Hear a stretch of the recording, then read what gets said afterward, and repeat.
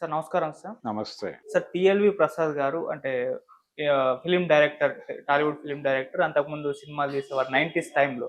So, ఆయన గురించి ఒక న్యూస్ వైరల్ అవుతుంది సార్. ఆయన్ని 2 బాలకృష్ణ గారి సినిమాల నుంచి, ఒక చిరంజీవి గారి సినిమా నుంచి కావాలనే తప్పించేశారు అని జెప్పేసి అంటే ఎన్టీ రామారావు గారి వజ్రోత్సవ ఈవెంట్ నడుస్తుంది గదా! ఈ నేపథ్యంలో ఆయన గురించి ఒక చర్చ అయితే వచ్చింది సార్. మరి ఎందుకు ఆయన్ని బాలకృష్ణ గారి, చిరంజీవి గారి సినిమాల నుంచి తప్పించే అవకాశం వచ్చింది? మీరేం జెప్తారు సార్ దీని గురించి? ఏం జరిగిందప్పుడు? అంటే తాతినేని లక్ష్మీ వరప్రసాద్ ఆయన పేరు. హ్మ్. ఈ లక్ష్మీ వరప్రసాదరావు అనే పేరుతో ఒక డైరెక్టర్ ఉన్నాడు ఇండస్ట్రీలో. ఆయనే ఎల్వి ప్రసాద్. ఎల్వి ప్రసాద్ గారి ఇంటి పేరు అక్కినేని అని చాలా మందికి తెలియదు. ఆయన అక్కినేని లక్ష్మీ వరప్రసాద్. కాకపోతే ఆయన బాంబే నుంచి చెన్నై వచ్చాడు ఆయన. బాంబేలో ఆయన్ని ఎల్వి అని పిలవటం అలవాటు. ఆ అలవాటు చొప్పున ఆ అక్కినేని అనేది పక్కకి వెళ్ళిపోయి ఎల్వి ప్రసాద్గా స్థిరపడ్డాడు ఆయన. హ్మ్. ఆయన అక్కినేని లక్ష్మీ వరప్రసాద్ అనేది మర్చిపోయి ఎల్ అనేది ఆయన ఇంటి పేరేమో అనుకుంటారు చాలామంది. అది తప్పు. ఆయన ఇంటి పేరు అక్కినేని. అంటే అక్కినేని నాగేశ్వరరావు కన్నా చాలా ముందే అక్కినేని ఇంటి పేరుతో ఒక సినిమా మనిషి ఉన్నాడు అక్కడ.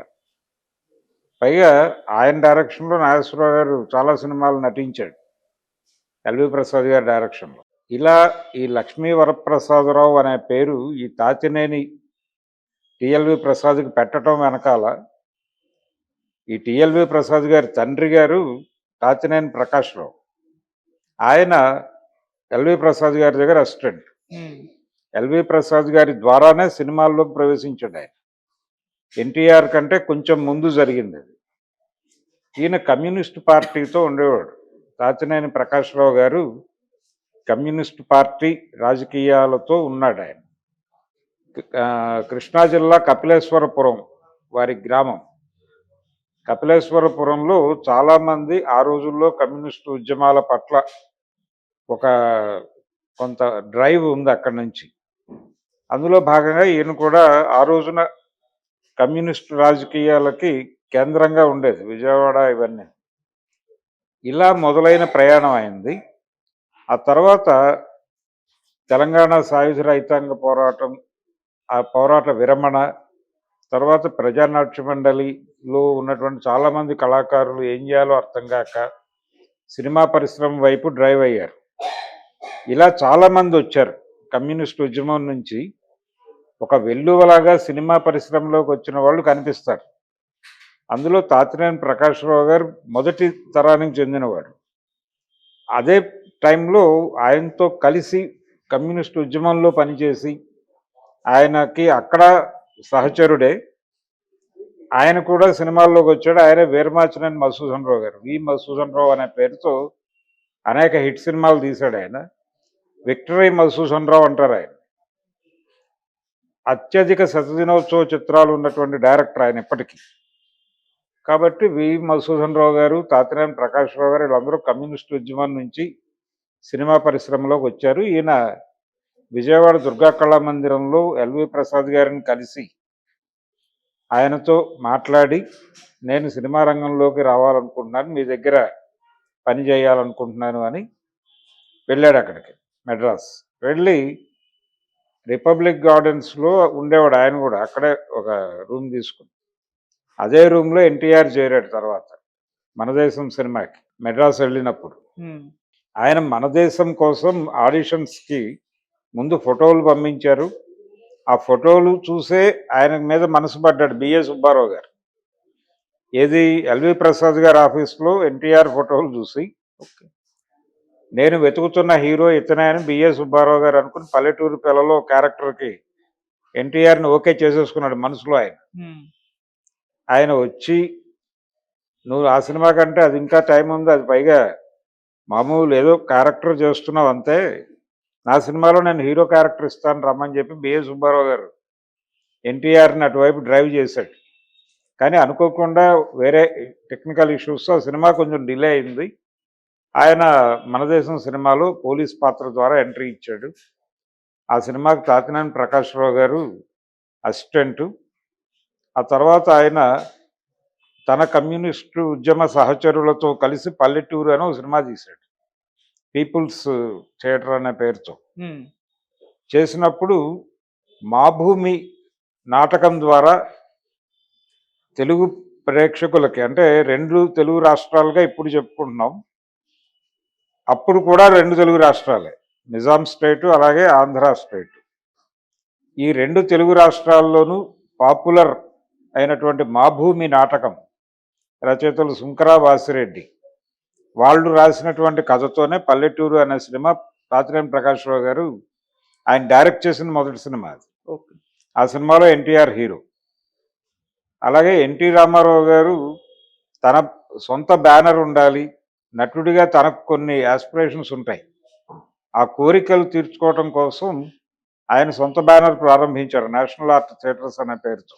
ఉమ్, ఆ బ్యానర్లో ప్రారంభ చిత్రం పిచ్చి పుల్లయ్యకి డైరెక్టర్ మళ్ళీ తాతినేని ప్రకాశ్రావు గారు. అలా ఎన్టీఆర్ సొంత బ్యానర్లో మొదటి సినిమాకి తాతినేని ప్రకాశ్రావు డైరెక్టరు, తాతినేని ప్రకాశ్రావు గారు డైరెక్ట్ చేసిన మొదటి సినిమాలో ఎన్టీఆర్ హీరో. వీళ్ళిద్దరూ రూమ్మేట్స్. ఆయన రూమ్లోనే ఈయన చేరాడు ఎన్టీఆర్. టీవీ రాజు గారు అక్కడే ఉండేవాడు, ఎస్వి రంగారావు గారు కొంతకాలం వీళ్ళతోనే ఉన్నాడు. ఉమ్, వీళ్ళందరూ రెగ్యులర్గా సెకండ్ షోలకు వెళ్ళేవాళ్ళు, ఎన్టీ రామారావు గారు మాత్రం వెళ్ళేవాడు కాదు. ఆయన రూమ్లోనే ఉండి ఆయనకి ఎర్లీ మార్నింగ్ లేవటం అనే ప్రోగ్రాం అప్పటి నుంచి ఉండేది. ఓకే. అందుకని ఎర్లీగా పడుకోవటం కోసం ఆయన వీళ్ళతో ఎక్కువ తిరిగేవాడు కాదు.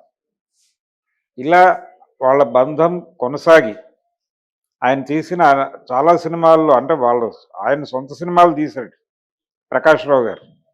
ఆయన బ్యానర్లో కూడా చాలా సినిమాల్లో ఎన్టీ రామారావు గారే హీరో.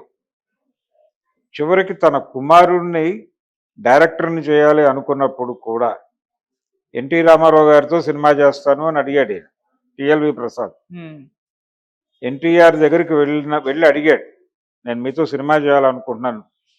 వీళ్ళిద్దరి మధ్య ఉన్నటువంటి ఫ్రెండ్షిప్ కొద్దీ టిఎల్వి ప్రసాద్ ఎన్టీఆర్ని మామయ్య అని పిలిచేవాడు. అలా వెళ్ళి అడిగాడు ఆయన, మీతో సినిమా చేయాలనుకున్నానంటే నువ్వు ఒక కథ డిజైన్ చేసుకో, నేను చేస్తాను అన్నాడు ఆయన.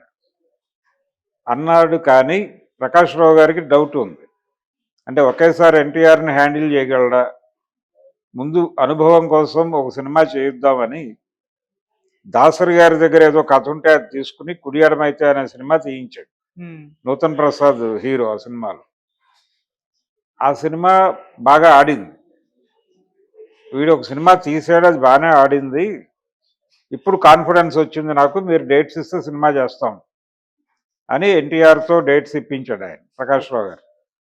అదే ఛాలెంజ్ రాముడు అనే పేరుతో 80 జాన్యువరి సంక్రాంతి కానుకగా రిలీజ్ అయ్యి చాలా భారీ ఓపెనింగ్స్తో రిలీజ్ అయింది ఆ సినిమా.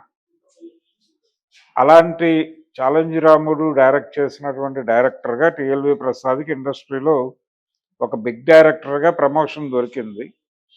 ఆ తర్వాత నందమూరి బాలకృష్ణ, ఆయన రాజకీయాల్లోకి వెళ్ళిపోయాడు 80, మీరు ఇందాక 90 దశకం డైరెక్టర్ అన్నారు కానీ నిజానికి టిఎల్వి ప్రసాద్ 80 దశకం డైరెక్టరే.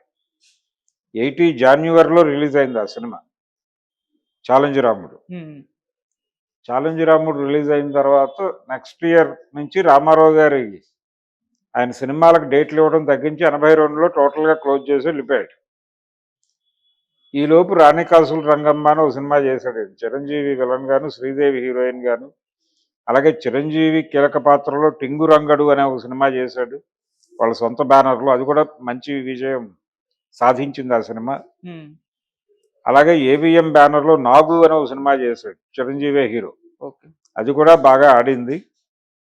ఈ టైంలో ఆయన వెళ్ళి ఎన్టీ రామారావు గారిని సెక్రటేరియట్లో, ఆయన సీఎంగా ఉన్నాడు, సెక్రటేరియట్కి వచ్చి సీఎం ఎన్టీఆర్ని కలిసి బాలకృష్ణని మీరు వదిలిపెడితే బయట సినిమాలు చేస్తాడు అని ప్రపోజల్ పెట్టినవాడు టిఎల్వి ప్రసాద్.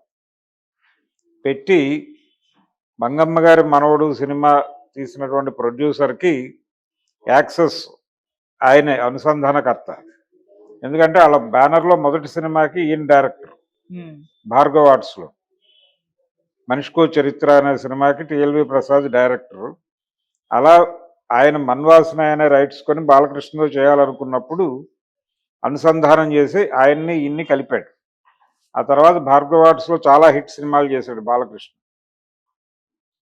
బాలకృష్ణ గురించి ఈయన ఎన్టీఆర్తో మాట్లాడింది ఏంటంటే, మీరు వదిలిపెట్టేయండి, బయట ప్రొడ్యూసర్ కూడా మీ బ్యానర్లో చేస్తున్నారు ఇప్పటిదాకా, మీ డైరెక్షన్లోను మీ బ్యానర్లోను మాత్రమే, అక్కడికే పరిమితం అయిపోతే ఎలాగా, బయటకు వదిలిపెడితే బయట నిర్మాతలు కూడా సినిమాలు చేస్తారు కదా అని డిస్కో కింగ్ అనే సినిమాతో బాలకృష్ణని ఆ కాంపౌండ్ నుంచి బయటకు తీసుకొచ్చాడు.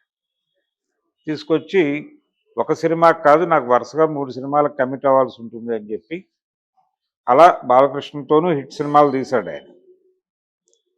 పల్నాటి పులి ఇవన్నీ వారి డైరెక్షన్లో వచ్చినవి. ఇది నడుస్తూ ఉండగా 84లో వెన్నుపోటు జరిగింది. ఆదండ్ల భాస్కర్రావు గారు ఎన్టీఆర్ని పదవీచ్యుతుడిని చేసి ఆయన సీఎం అయ్యాడు. నెల రోజులు మాత్రమే ఉన్నాడు ఆయన. ఈలోపు ప్రజాస్వామ్య పోరాటం చేసి ఈయన ఢిల్లీ లెవెల్లో కదిలించి తిరిగి ముఖ్యమంత్రిగా వచ్చాడు ఎన్టీ రామారావు గారు.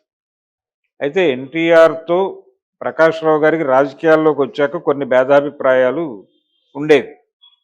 ఈ భేదాభిప్రాయాలకు పునాది ఏంటంటే, ఎన్టీఆర్ రాజకీయ నిర్ణయాలు ప్రతిదీ కూడా పర్సనల్ లెవెల్లో తీసుకుంటున్నాడు తప్ప ఒక డెమోక్రటిక్ మోడ్లో పార్టీలో డిస్కషన్ పెట్టి తీసుకోవడం లేదు అనేది ఒక అభిప్రాయం. ఈయనేమో కమ్యూనిస్టు రాజకీయాల్లో నుంచి వచ్చాడు సినిమాల్లోకి.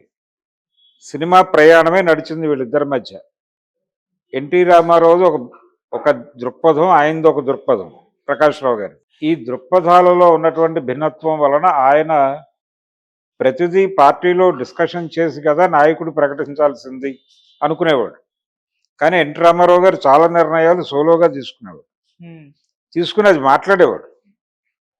ఎక్కడ మాట్లాడేవాడు? పబ్లిక్ డొమైన్లో మాట్లాడేవాడు, మీడియా సమావేశాల్లో మాట్లాడేవాడు. అది తర్వాత పార్టీలో డిస్కషన్ అయ్యేది. ఈ ధోరణి పట్ల ప్రకాష్ రావు గారికి కొంత విమర్శ ఉండేది. ఇది ఆయన ఎప్పుడైతే నాదెండ్ల అంటే ఈయన టోటల్గా ఒక రకమైన నియంతృత్వ పోకడల్లో వెళ్తున్నాడు అనే అభిప్రాయంతో ఈయన ఉన్నాడు. దాదాపు అలాంటి అభిప్రాయాలతోనే ఈయన అవే బయటకు మాట్లాడి ఎన్టీఆర్ నుంచి అధికారం లాక్కునే ప్రయత్నం చేశాడు నాదెండ్ల. చేసినప్పుడు నిజమే కదా, ఇవన్నీ మీకు ఇలాంటి అభిప్రాయాలే ఉన్నాయి కదా అంటే ఉన్నాయి అన్నాడు ఈయన. వెంటనే అప్పుడు ప్రకాష్ రావు గారు తెలుగుదేశం పార్టీ ట్రెజరర్గా ఉన్నాడు. ఆయనని తనకు అనుకూలంగా మలుచుకున్నాడు భాస్కర్రావు. మలుచుకోవడం అనే వార్త మెడ్రాస్లో కలకలం క్రియేట్ చేసి, అంటే ప్రకాష్ రావు గారు ఎన్టీఆర్ క్యాంపు నుంచి నాదెండ్ల క్యాంపుకి షిఫ్ట్ అయిపోయాడు అనే వార్త అందరికీ రికార్డ్ అయింది, రిజిస్టర్ అయింది.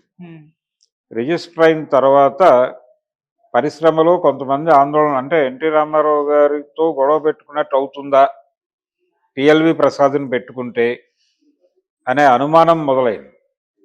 అప్పుడు చిరంజీవికి పులి అనే సినిమా కమిట్ అయ్యాడు ఆయన. ఆ సినిమాకి టిఎల్వి ప్రసాద్ గారు డైరెక్టరు, ఆనం వాళ్ళు ప్రొడ్యూసర్లు. అయితే నిర్మాతలు ఇతనితో ట్రావెల్ అవటం ఇబ్బంది అవుతుందేమో రాజకీయంగా అనే ఉద్దేశంతో టిఎల్వి ప్రసాద్ని తీసేసి వేరే డైరెక్టర్ని పెట్టుకోవాలని చిరంజీవితో మాట్లాడారు.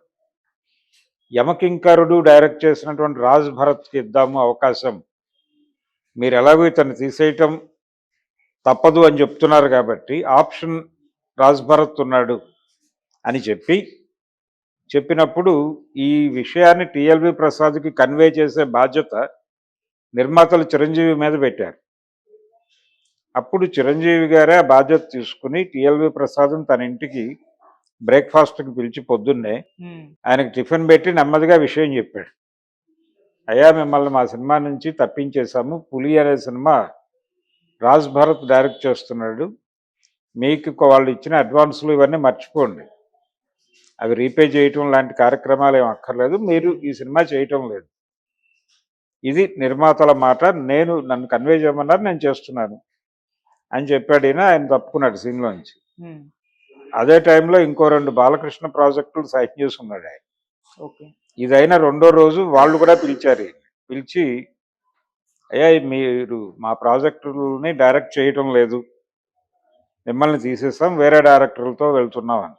అందులో ఒక సినిమాకి ఆయన ఆయన డైరెక్టర్ రాఘవేంద్రరావు గారు ఒక సినిమా డైరెక్ట్ చేశాడు, ఇంకో సినిమా వేరే వాళ్ళు ఎవరో చేశారు.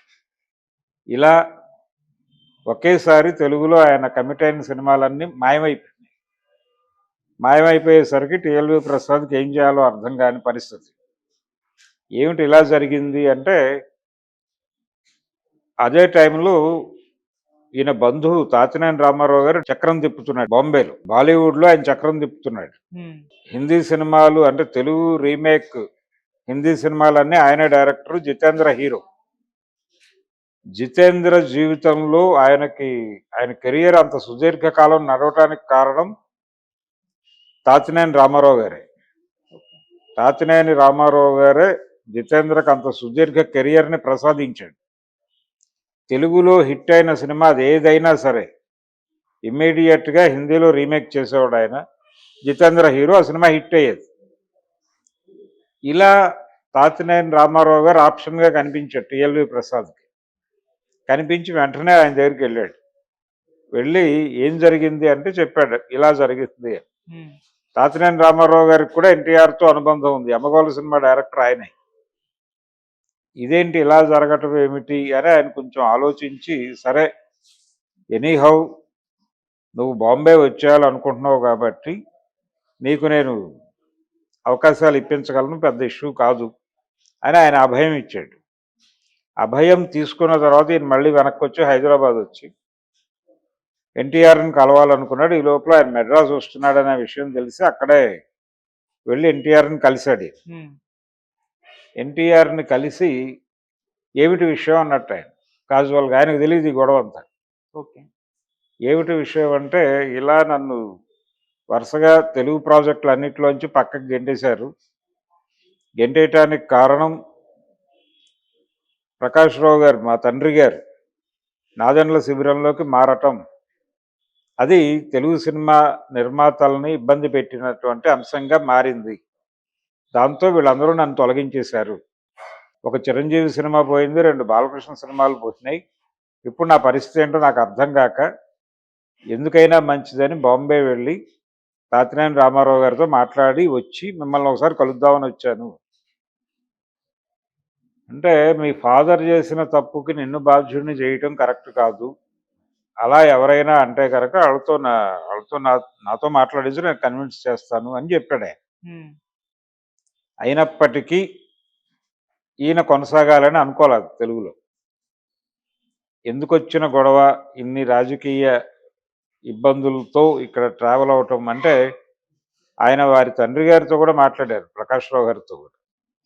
వెళ్ళి మీరెందుకు అలాంటి డెసిషన్ తీసుకున్నారు, ఇంతకాలం మైత్రి ఉంది మీకు అంటే 47 నుంచి జర్నీ వాళ్ళది, 40 ఏళ్ల స్నేహం, 42 ఏళ్ల స్నేహం.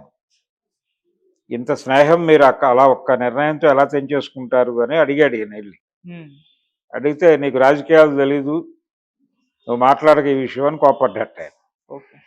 దాంతో ఆయనతో మాట్లాడి ప్రయోజనం లేదు, అనవసరంగా ఇక్కడ ఉండటం కంటే కూడా రామారావు గారి దగ్గరికి వెళ్ళిపోయి ఆయన చూపించిన అవకాశాలు చేసుకుంటూ అక్కడే ఉందామని చెప్పి బాంబే షిఫ్ట్ అయిపోయాడు. షిఫ్ట్ అయిపోయిన తర్వాత మిథున్ చక్రవర్తిని తెలుగులో అంటే తెలుగు నిర్మాతలే పరిచయం చేశారు ఒక రకంగా. మృగయ అనే సినిమా, మృణాల్ సేన్ గారి సినిమాతో ఆయన ఎంట్రీ ఇచ్చాడు ఇండస్ట్రీకి. ఆ సినిమా నిర్మాతలు తెలుగువారే, అది హిందీ సినిమాయే కానీ సారథి స్టూడియోస్లో ప్రధాన కీలక పాత్రధారి అయినటువంటి జిడి ప్రసాదరావు గారి అబ్బాయి ఆయన రవి ఆ సినిమాకి సూత్రధారి మృగయాకి. ఆ తర్వాత తనే మృణాల్ సేన్తో తెలుగులో ఒక సినిమా తీశాడు, ఒక ఊరి కథ అని. ఇలా తెలుగు ఇండస్ట్రీతో ఒక అనుబంధం ఉంది మిథున్ చక్రవర్తి. అనుబంధం ఉండటంతో తాతినేని రామారావు గారు రికమెండ్ చేశాడు. అతని తర్వాత సినిమాలకి ప్రొడ్యూసర్స్ ఉన్నారు, తన దగ్గరకు ఒక ఆఫర్ వస్తే టిఎల్వి ప్రసాద్ డైరెక్ట్ చేస్తాడు ఆ సినిమాని అని చెప్పి అలా ఈయన్ని మిథున్ చక్రవర్తికి కనెక్ట్ చేశాడు. ఆ తర్వాత మిథున్ చక్రవర్తితో దాదాపు 35 సినిమాలు డైరెక్ట్ చేశాడు ఈయన, టిఎల్వి ప్రసాద్ గారు. అలా ఆయన బాంబేలో సెటిల్ అయిపోయాడు. ఇక నో మెడ్రాస్, నో హైదరాబాద్. తర్వాత వాళ్ళ అబ్బాయి కూడా డైరెక్టర్ అయ్యాడు, తెలుగులో 2-3 సినిమాలు చేశాడు అతను. అంటే సుధీర్ బాబు, కృష్ణ గారు అల్లుడు, అతన్ని పరిచయం చేస్తూ తీసిన ఎస్ఎంఎస్ఆర్ సినిమాకి టిఎల్వి ప్రసాద్ గారి అబ్బాయి తాతినేని సత్య డైరెక్టర్. తర్వాత నానితో భీమ్లీ కబడ్డీ జట్టు అని ఒక సినిమా చేశాడు అతనే, తాతినేని సత్యనే. అంటే 3 జనరేషన్లు డైరెక్టర్లు వాళ్ళు. ఓకే. అంటే తాతినేని ప్రకాశ్రావు గారు చాలా ప్రభావవంతమైన దర్శకుడు. ఆయన ఎంజీఆర్, శివాజీలతో తమిళ్లో హిట్స్ తీశాడు. నాగేశ్వరరావు, రామారావులతో తెలుగులో హిట్స్ తీశాడు. హిందీలో కూడా ఆయన చాలా, అంటే ఆ టైంలో రాజేంద్ర కుమార్ వీళ్ళందరితోనూ హిట్స్ తీశాడు ఆయన. ఇలా ఆయన కాంపౌండ్ నుంచి చాలా మంది డైరెక్టర్లు వచ్చారు. ప్రత్యేగాత్మ గారు ఆయన కాంపౌండ్ నుంచి వచ్చిన, ఆయన శిష్యరికంలో నుంచి వచ్చిన డైరెక్టరే. తాతినేని రామారావు గారు ఆయన శిష్యరికంలో వచ్చినటువంటి డైరెక్టరే. ఇలా చాలామంది దర్శకులకు ఆయన ఒక క్యాంపు. యోగానంద్ గారు కూడా ఎల్వి ప్రసాద్, తాతినేని ప్రకాశ్రావు గారు వీళ్ళ చేతుల మీదుగా వచ్చిన డైరెక్టరే. ఇలా ఆయనకు ఒక చరిత్ర ఉంది ఆ టైంలో. ఆ తర్వాత టిఎల్వి ప్రసాద్ది ఒక చరిత్ర. అయితే తాతినేని సత్య వాళ్ళ స్థాయి విజయాలైతే అందుకోలేదు, కానీ డైరెక్షన్ చేశాడు కొన్ని సినిమాలకు. అలా ఆయన అంటే 3 జనరేషన్లు డైరెక్టర్లుగా కనిపిస్తారు ఆ ఫ్యామిలీలో. అదొక అరుదైన పరిస్థితి. అంటే ఇలాంటి ఫ్యామిలీ ఇంకోటి ఉంది, కె రాఘవేంద్రరావు గారు. కెఎస్ ప్రకాశ్రావు గారు ఆయన దర్శకుడు, నిర్మాత కూడా. ఆయన కుమారుళ్ళు ఇద్దరు, అంటే వాళ్ళ అన్న కొడుకు కూడా ఆయనతో పాటు ఆయన నాన్నగారని పిలిచేవాడు ఆయన, బాపయ్య గారు డైరెక్టర్ అయ్యాడు. చాలా పెద్ద హిట్ సినిమాలు తీశాడు ఆయన కూడా, సక్సెస్ఫుల్ డైరెక్టర్. ఆయన కూడా బాంబేలో జెండా ఎగరేశాడు తాతినేని రామారావు గారితో పాటు. అలా బాపయ్య గారు, రాఘవేంద్రరావు అది సెకండ్ జనరేషన్ అనుకుంటే, రాఘవేంద్రరావు గారి అబ్బాయి కూడా సినిమాలు డైరెక్ట్ చేశాడు. అయితే అది కమర్షియల్గా వర్కౌట్ కాలేదు, కానీ మెగాఫోన్ పట్టుకుని డైరెక్షన్ చేయటం మాత్రం జరిగింది. ప్రకాష్ అనే పేరే పెట్టుకున్నాడు, తన తండ్రి గారి పేరే పెట్టాడు కొడుక్కి రాఘవేంద్రరావు. ఆ ఫ్యామిలీలో కూడా 3 జనరేషన్ల డైరెక్టర్లు ఉన్నారు. అయితే థర్డ్ జనరేషన్ అక్కడ ప్రభావవంతంగా లేదు. అలాగే తాతినేని ప్రకాశ్రావు గారి మనవడు కూడా ఆ స్థాయి విజయాలు అందించలేదు, కానీ డైరెక్టర్గా జనం ముందుకైతే వచ్చాడు. కంపారిటివ్గా ప్రకాష్తో పోలిస్తే తాతినేని సత్య కొంచెం బెటర్, కొంచెం జనాల్లోకి వెళ్ళిన, పర్టికులర్గా తెలుగు ఆడియన్స్లోకి రీచ్ అయినటువంటి సినిమాలకి ఆయన డైరెక్షన్ చేశాడు. ఇది తాతినేని ప్రకాశ్రావు గారు వర్సెస్ ఎన్టీ రామారావు గొడవ. దాని ప్రభావం టిఎల్వి ప్రసాద్ కెరియర్ మీద ఎలా పడింది అనేది, అంటే బటర్ఫ్లై ఎఫెక్ట్ లాగా ఎక్కడో ఏదో జరిగితే ఇంకెవరికో ఏదో హాని జరిగినట్టు, వారి తండ్రి గారు చేసినటువంటి ఆయన పర్సనల్ డెసిషన్, ఆ పర్సనల్ డెసిషను ఆయన కుమారుడి కెరియర్ని ఎలా ఇబ్బంది పెట్టింది అనేది, అంటే ఇండస్ట్రీ ఎంత కాన్షియస్గా ఉంటుంది అనే దానికి ఉదాహరణ ఇది. అంత కాన్షియస్గా ఉండి ఆ కాన్షియస్నెస్లో నుంచి టిఎల్వి ప్రసాద్ బాంబే షిఫ్ట్ అవ్వాల్సిన పరిస్థితి ఏర్పడింది. ఈ మధ్య ఆయన రెగ్యులర్గా మీడియా ముందుకు వచ్చి మాట్లాడుతున్నాడు, కానీ ఆ రోజున పులి సినిమా నుంచి ఆయన్ని తప్పించిన సందర్భంలో చాలా చోట్ల అరుగుల మీద చర్చ జరిగిన విషయమే ఇది. ఇదేంటి ఉన్నట్టుండి రాజ్ భరత్ ప్రవేశించాడు అని. ఫైనల్గా ఎందుకు రాజ్ భరత్ వచ్చాడు అనేది చాలామందికి డౌట్లు ఉండేవి. కొంత ఆ టైంలో ప్రకాశ్రావు గారి నిర్ణయం హర్ట్ చేసింది ఎన్టీఆర్ని, అందువలన ఇలా జరిగింది అనేది ఒక అభిప్రాయం వినిపించింది. కానీ టిఎల్వి ప్రసాద్ ఈ మధ్య క్లారిఫికేషన్ ఇచ్చే ప్రయత్నం చేశాడు. ఎన్టీఆర్కి పూర్తిగా తెలిసి జరగలేదు ఇది, ఆయన ఆప్షన్స్లో తీసుకున్న నిర్ణయాలే అనేది తను ఓపెన్ చేశాడు ప్రపంచం ముందు.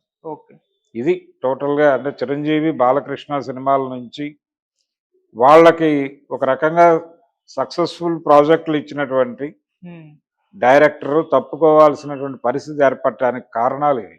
Thank you so much. Thank you.